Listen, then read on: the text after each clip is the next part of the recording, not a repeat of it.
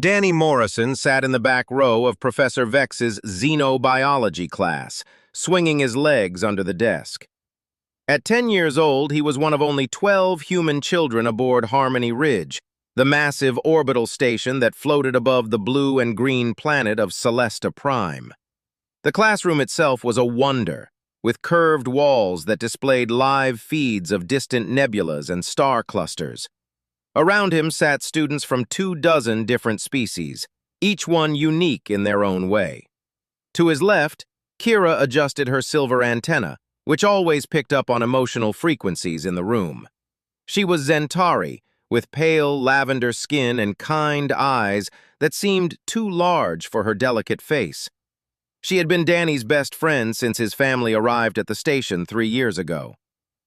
"Today we study the Draconi," Professor Vex announced, his 4 arms gesturing at the holographic display that materialized in the center of the room. The professor was Quiloth, a species known for their patience and wisdom. His green-scaled skin reflected the light from the projection. The hologram showed a massive creature, at least 12 feet tall, with bronze scales that gleamed like metal.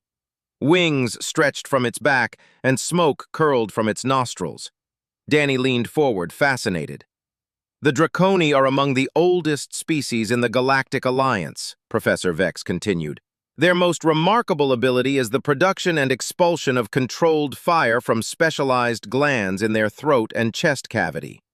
The holographic Draconi warrior tilted its head back and released a stream of orange and yellow flames that seemed to fill the entire classroom. Students gasped and moved back instinctively, even though the projection could not hurt them. "That is so cool," Danny whispered to Kira. She smiled at him. "You humans always find fire fascinating." "Of course we do," Danny said with a grin. "Fire is awesome." Professor Vex continued his lecture, explaining the biological mechanisms that allowed the Draconi to breathe fire without harming themselves. Danny listened, but his mind wandered. He imagined what it would feel like to have such power, to breathe flames like a dragon from the ancient stories his grandmother used to tell him. "Hey, Kira," he whispered, poking her arm gently. "Watch this." Danny sat up straight, puffed out his chest, and tilted his head back in an exaggerated imitation of the holographic warrior. He took a deep breath and pretended to exhale forcefully, making a whooshing sound with his mouth. Kira giggled softly, covering her mouth with her hand. But then something impossible happened. Heat built in Danny's chest, spreading through his throat like liquid warmth.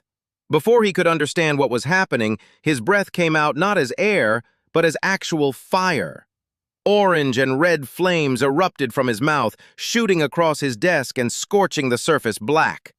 The flames licked upward, nearly reaching the ceiling before Danny clamped his mouth shut in shock. The classroom erupted in chaos. Students screamed and jumped from their seats.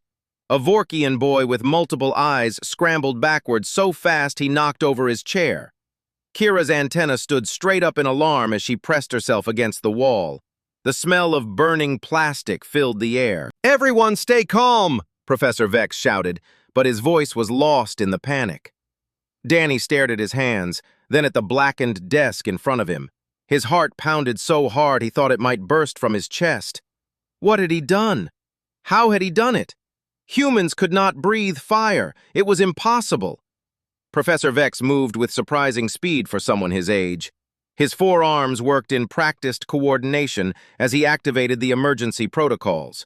A transparent energy barrier slammed down around Danny's desk, sealing him inside a protective cube. Red lights flashed along the ceiling, and a calm, automated voice announced containment procedures were in effect. "Danny, do not move," Professor Vex said firmly, but not unkindly. "Can you hear me?" Danny nodded, unable to speak. Tears formed in his eyes. He had not meant to hurt anyone. He did not even know what had happened. Through the barrier, he could see his classmates being evacuated from the room by teaching assistants. Kira looked back at him, her face full of worry before she was guided out the door. Within minutes, Danny was alone except for Professor Vex, who stood outside the barrier with a communication device pressed to the side of his head. "Yes, Commander Hallex, the child is secure," the professor said. "No, I cannot explain it. Humans do not possess the biological capability for fire production. I have been teaching for 43 years and I have never witnessed anything like this." Danny's hands trembled. He looked down at them, half expecting to see claws or scales, but they were just his normal hands, small, with bitten fingernails and a small scar on his left thumb from when he had fallen off his bicycle last summer. The classroom door hissed open and security officers rushed in, their armor gleaming under the bright lights. Behind them came two people Danny recognized immediately. His mother, Linda Morrison, and his father, Peter Morrison, pushed past the officers, their faces pale with fear. "Danny!" his mother cried out, pressing her hands against the energy barrier. "Are you hurt? What happened?" "I don't know, Mom," Danny said, his voice breaking. "I was just pretending and then it happened. I breathed fire. Real fire." His father looked at Professor Vex with confusion and desperation. "That is impossible. There must be some mistake, some malfunction with the hologram." Professor Vex shook his head slowly. "The scorch marks are real, Mr. Morrison. Your son produced actual flames from his body. I witnessed it myself." A tall figure entered the classroom and everyone stepped aside. Commander Hallex was Kryn, with dark blue skin and eyes that held the authority of someone who had commanded this station for 2 decades. She looked at Danny through the barrier with an expression that was hard to read. "The boy is to be taken to medical bay immediately," she said. "Full biological scan and quarantine until we understand what we are dealing with here." "Quarantine?" Danny's mother protested. "He is just a child." "A child who just violated every known law of human biology," Commander Hallex replied. The medical bay was cold and white, with machines that hummed and beeped in rhythms Danny did not understand. He sat on an examination table, dressed in a thin hospital gown, while Dr. Yenna moved around him with careful precision. The doctor was Torvin, a species known for their healing abilities and gentle nature. Her skin was a soft gray color, and her 3-fingered hands worked the medical scanner with expert care. "This will not hurt, Danny," Dr. Yenna said softly. "I am just looking inside your body to see what makes you special." Danny nodded but said nothing. His parents stood against the far wall, holding hands and watching every move the doctor made. They had been in the medical bay for 4 hours now, and Danny was tired of being poked and scanned and questioned. The scanner passed over his chest, and Dr. Yenna's large eyes widened slightly. She made a note on her datapad and moved the device to his throat. "Remarkable," she whispered. "What is it?" Peter Morrison stepped forward. "What do you see?" Dr. Yenna gestured to a large display screen on the wall. Danny's internal structure appeared, glowing in blue and green lines. "According to every test I have performed, your son is completely human. No genetic modifications, no alien DNA, no cybernetic implants. He is as human as you or your wife." "Then how did he breathe fire?" Linda Morrison asked, her voice shaking. "That is what I cannot explain," Dr. Yenna admitted. "His biology shows no mechanism for producing or withstanding extreme heat. Yet the classroom security footage clearly shows flames coming from his mouth. Flames hot enough to scorch reinforced desk material." A knock on the door interrupted them. Commander Hallex entered, followed by a human man in formal diplomatic robes. The man was in his 50s, with gray hair and sharp eyes. Danny recognized him from station broadcasts as Ambassador Gregory Hunt, the human representative to the Galactic Alliance Council. "Dr. Yenna, what have you found?" Commander Hallex asked. "Nothing that explains this phenomenon," the doctor replied. "The boy is medically normal in every measurable way." Ambassador Hunt approached the examination table and looked at Danny with curiosity rather than fear.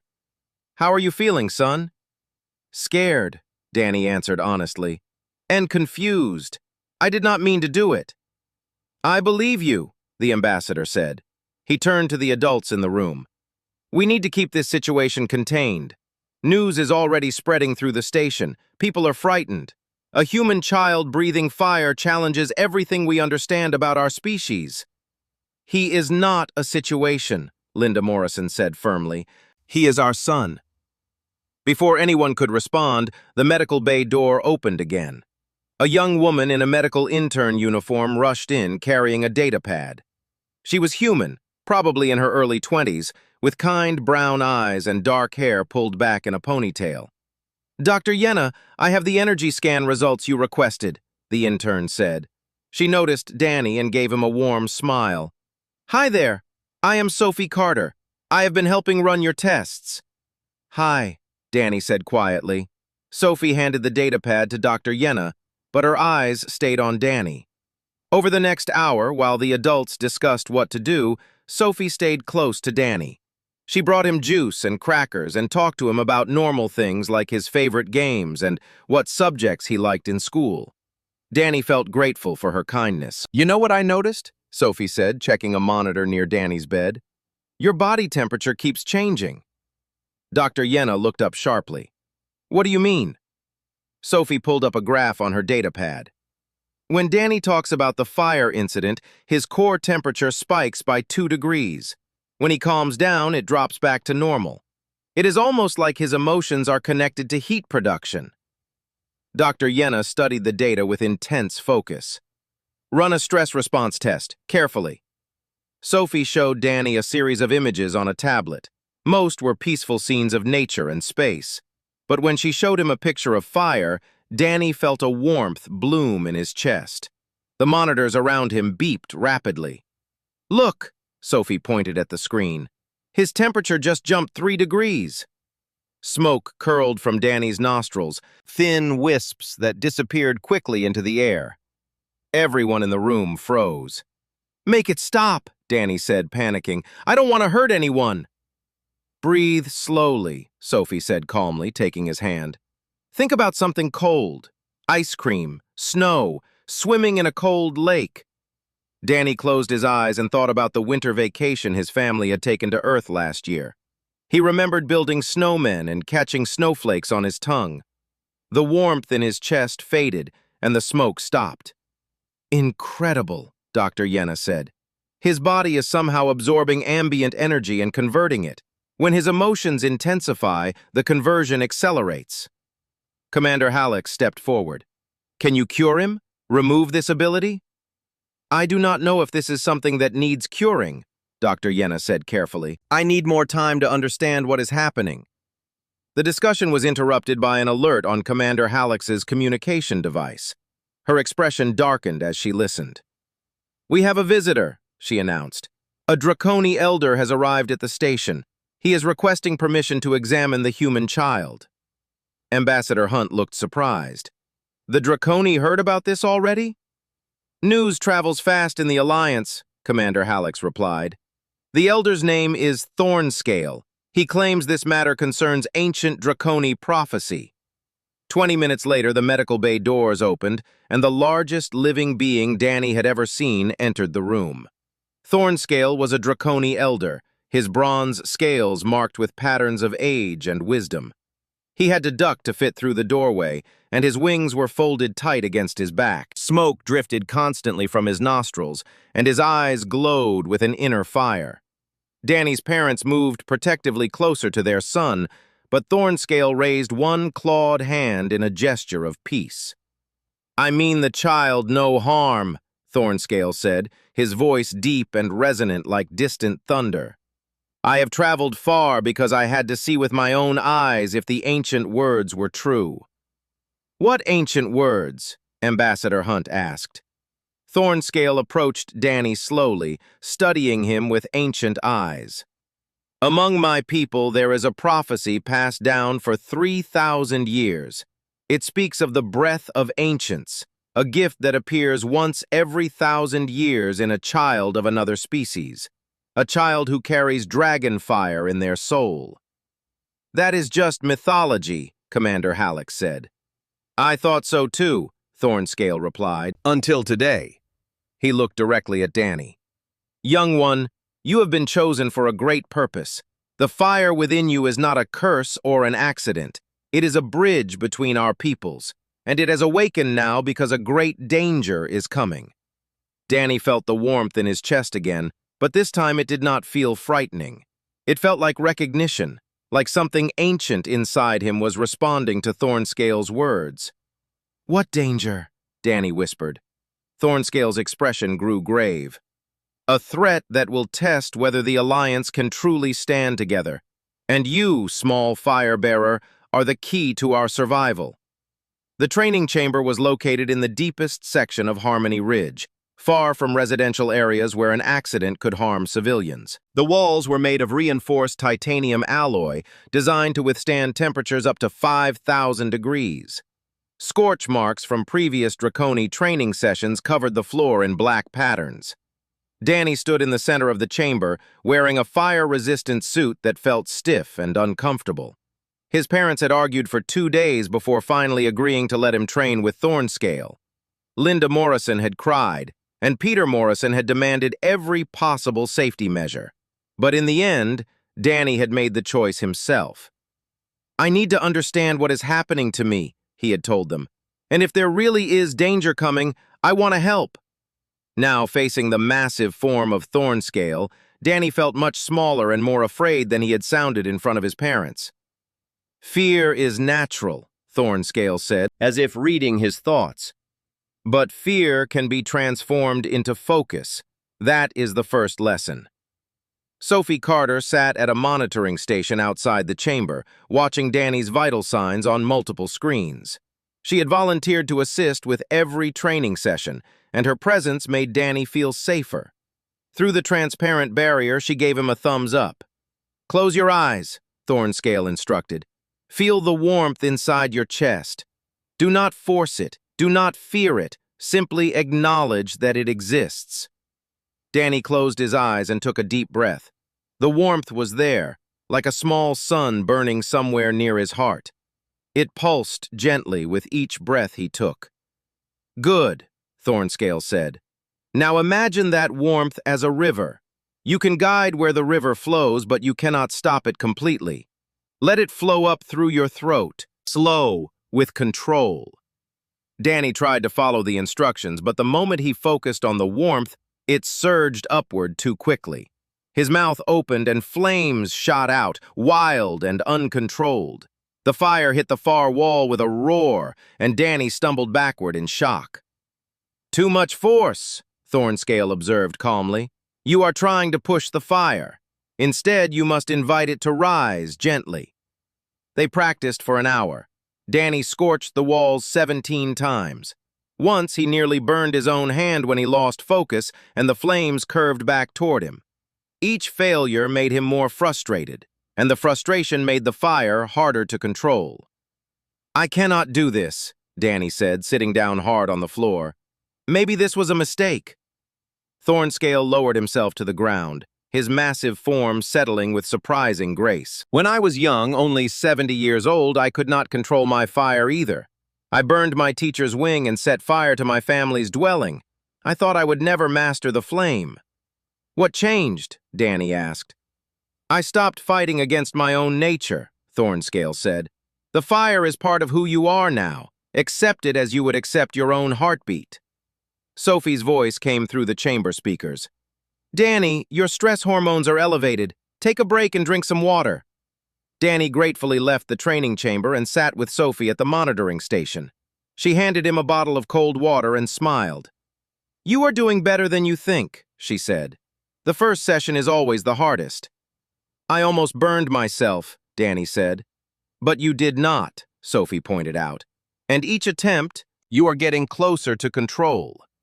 I can see it in the data. Your body is learning." Over the next week, Danny trained every day for 2 hours. Slowly, painfully, he began to understand the rhythm of the fire. He learned that anger made it explosive, that fear made it unpredictable, but that calm focus allowed him to shape it. By the 5th day, he could produce a steady stream of flame for 10 seconds without scorching anything he did not intend to burn. Kira visited him between training sessions, bringing news from school and messages from their classmates. Many students were afraid of him now, but Kira never wavered in her friendship. "Everyone is talking about you," she said one afternoon as they sat in the station's observation deck. Through the massive windows, stars gleamed against the black of space. Some people think you are dangerous. Others think you are amazing. What do you think? Danny asked. Kira's antenna swayed thoughtfully. I think you are still my best friend. The same Danny who shared his lunch with me on my first day at school. The same person who helped me study for the mathematics exam. Fire does not change who you are inside. Her words meant more to Danny than any amount of training success. But while Danny learned to control his gift, troubling news reached Harmony Ridge. Commander Hallex called an emergency meeting of the station council, and Ambassador Hunt brought reports that made everyone uneasy. The Ashen Collective has attacked 3 mixed-species colonies in the past month, the ambassador announced to the assembled leaders. Their ships are equipped with weapons specifically designed to target multi-species stations like ours. Danny listened from a corner of the council chamber, where Thornscale had brought him to observe. The Ashen Collective was a rogue faction that believed different species should never live together.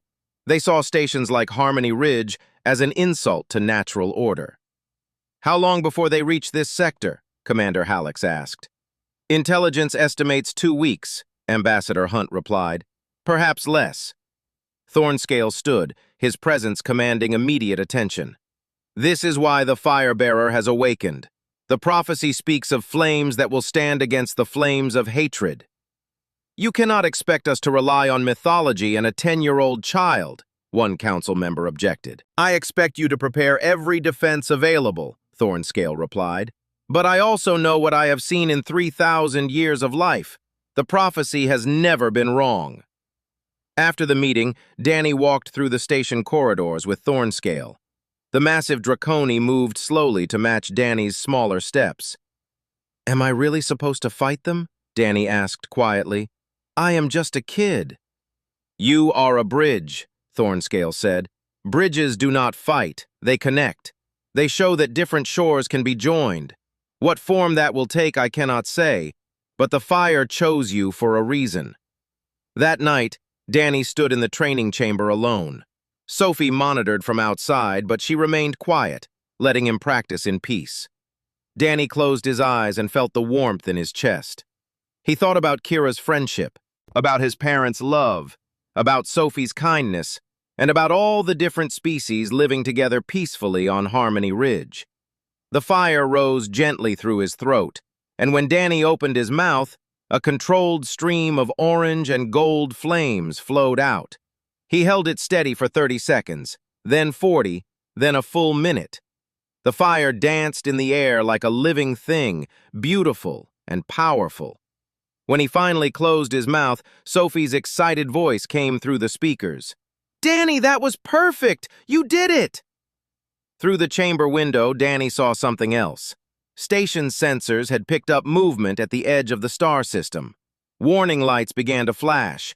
Commander Hallex's voice echoed through the station-wide communication system.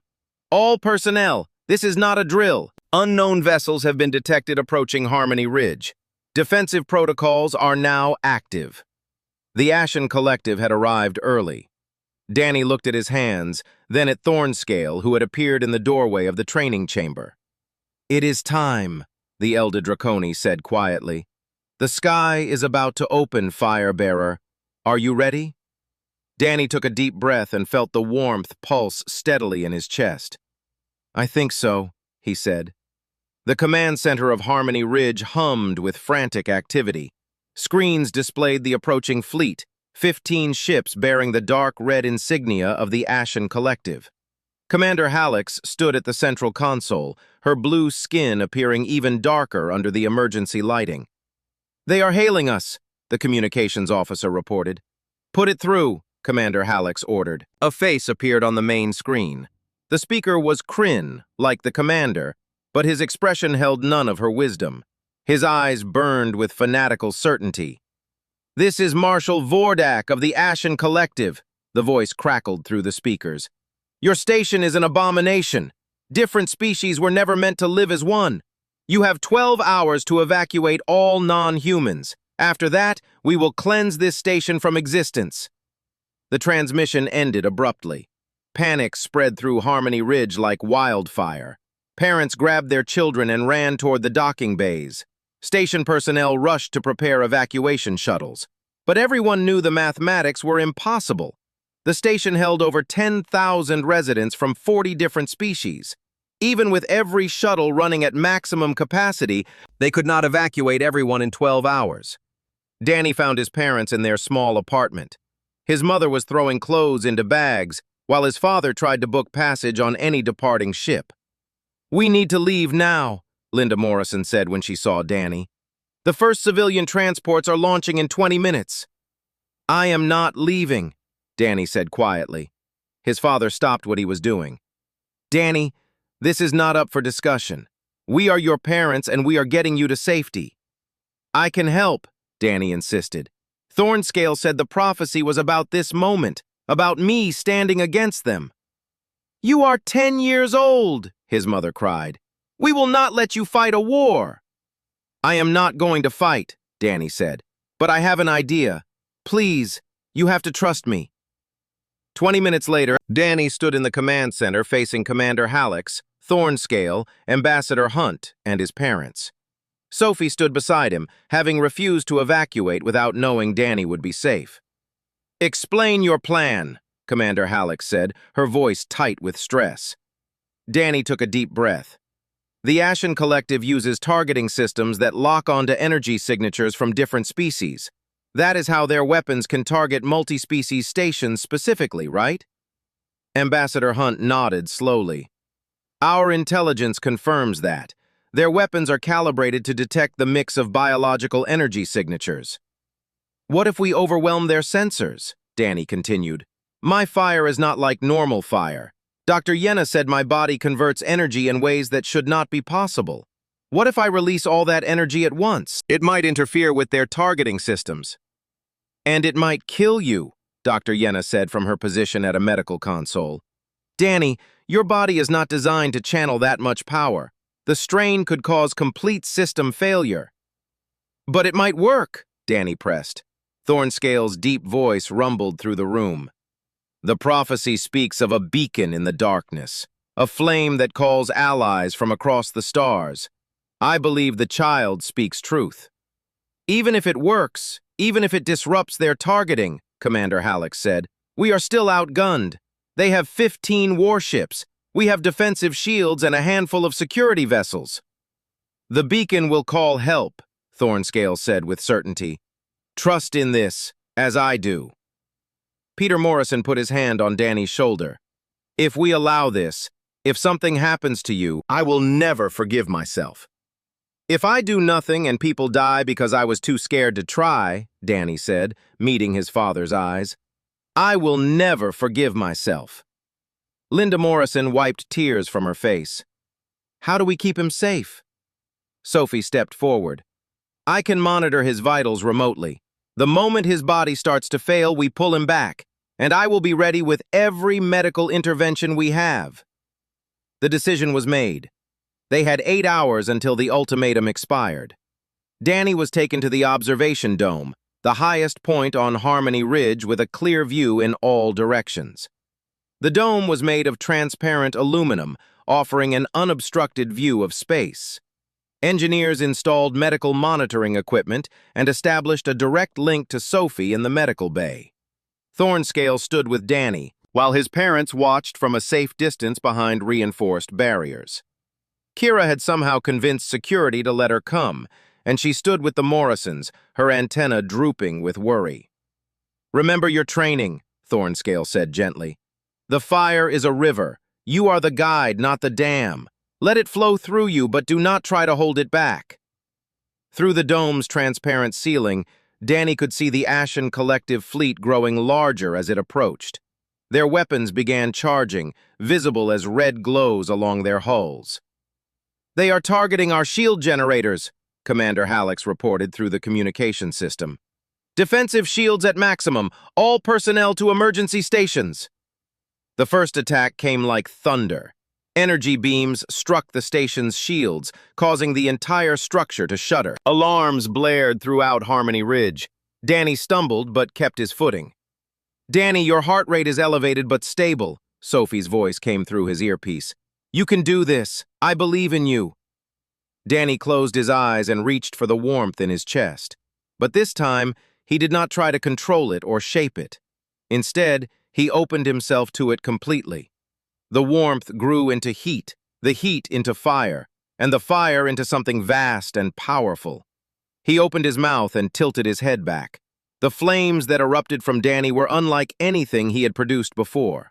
A column of fire shot upward from his body, piercing through the observation dome's open portal and extending into space. The flames were gold and white and blue, colors that should not exist in normal fire. They spiraled and twisted, reaching thousands of feet into the void. The Ashen Collective's second volley went wide, their targeting systems scrambled by the massive energy signature. Beams that should have destroyed the shield generators instead struck empty space. Danny felt his body burning from the inside, but he held on. The fire column grew brighter, more intense, until it was visible across the entire star system. Unidentified energy signature detected. The Ashen Collective's confused transmissions crackled over intercepted channels. Systems are malfunctioning. Cannot achieve target lock. Then, at the edge of sensor range, new signatures appeared. Ships dropping out of hyperspace in response to the impossible beacon. The Allied fleet emerged from hyperspace like stars being born. First came the human defense ships, sleek cruisers led by Admiral Preston Vale aboard the flagship Unity. Then the Draconi Armada appeared, massive vessels with bronze hulls that reflected the light from Danny's fire column. Matriarch Sendra commanded them personally, her warship dwarfing even the largest human cruiser. But Danny barely noticed. The fire was consuming him from within. Every cell in his body screamed in protest as energy poured through him like water through a broken dam. His vision blurred and his legs began to shake.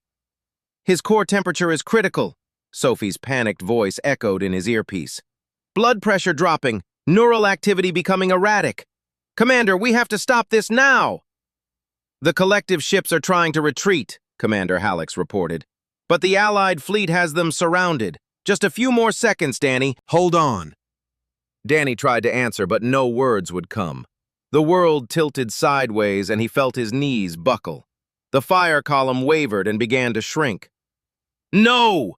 Thornscale's voice cut through the chaos. Firebearer, you have done enough. Release the flame. Let it go. But Danny could not let go. The fire had become part of him, or he had become part of it.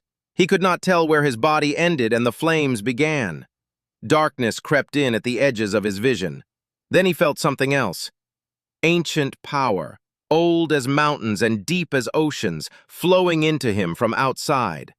Thornscale had placed one massive clawed hand on Danny's back and was channeling Draconi healing energy directly into his failing body.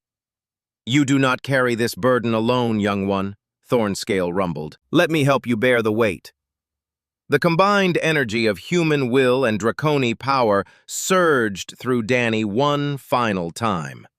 The fire column blazed brighter than ever, a beacon so intense that it could be seen from neighboring star systems. Then, gently, like a candle being blown out, it faded. Danny collapsed into Thornscale's arms. The observation dome fell silent, except for the distant sounds of battle. Through the transparent ceiling, energy beams crisscrossed space as the Allied fleet engaged the Ashen Collective. But the fight was already over. Marshal Vordak's ships, unable to target effectively and caught between two powerful fleets, transmitted their surrender within minutes. Danny drifted in darkness for a long time.